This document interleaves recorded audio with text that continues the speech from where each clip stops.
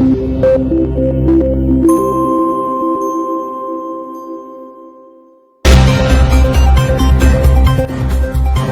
here Al Nilein News as we cover the breaking news from Sudan.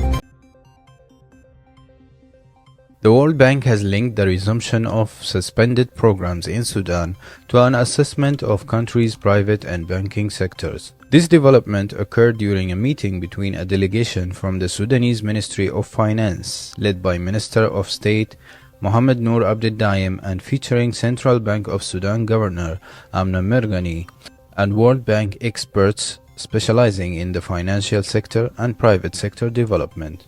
The meeting took place as a part of the spring meetings of the World Bank Group and the International Monetary Fund (IMF) in Washington. The Sudanese Minister of State explained that the ministry has initiated multiple reform programs in public financial management. These include enhancing transparency and governance, implementing digital transformation, and reforming public sector institutions in accordance with the principles of the Organization for Economic Cooperation and Development (OECD).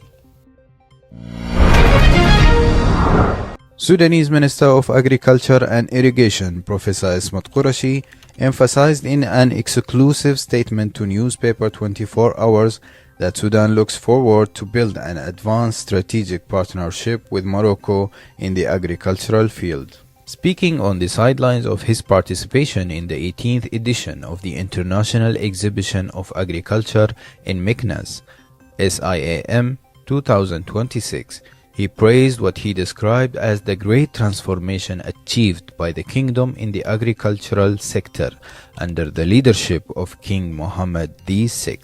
The Sudanese official explained to 24 Hours that discussion with the Moroccan Minister of Agriculture, Ahmed El Bawari, focused on ways to enhance bilateral cooperation in modern irrigation, water resource management, and agricultural technology and the exchange of expertise. He stressed that Sudan views the Moroccan experience as a successful African model for achieving sustainable agricultural development. The minister further asserted that although Sudan possesses a vast agricultural and water potential and massive livestock resources, it requires technical partnerships and advanced expertise to transform these resources into real economic power. He noted that cooperation with Morocco represents a strategic opportunity to achieve this goal and bolster food security within the African continent. The Sudanese Armed Forces (SAF) Air Force is conducting intensive airstrikes targeting vital terrorist positions in South Kordofan state. MiG fighter jets have returned to the skies of the region following an operational hiatus lasting several months. These heavy strikes centered on the vicinity of Dalanj, the state's second largest city, aiming to undermine the combat capabilities of armed terrorist groups deployed there and assert full field control over the region's strategic axis. The operation successfully destroyed drone launch pads and depots for weapon and ammunition belonging to the Terrorist Rapid Support Forces (RSF). This significant escalation on the ground coincided with diplomatic movement abroad by General Abdel Fattah al-Burhan, chairman of the Transitional Sovereignty Council. Al-Burhan held official talks in the Sultanate of Oman, meeting with Sultan Haytham bin Tariq to discuss roadmap to end rebellion in Sudan.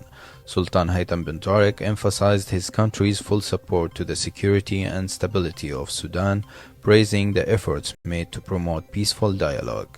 Meanwhile, Al-Burhan commended the Omani role in supporting the stability of the national institutions and facilitating the delivery of humanitarian aid.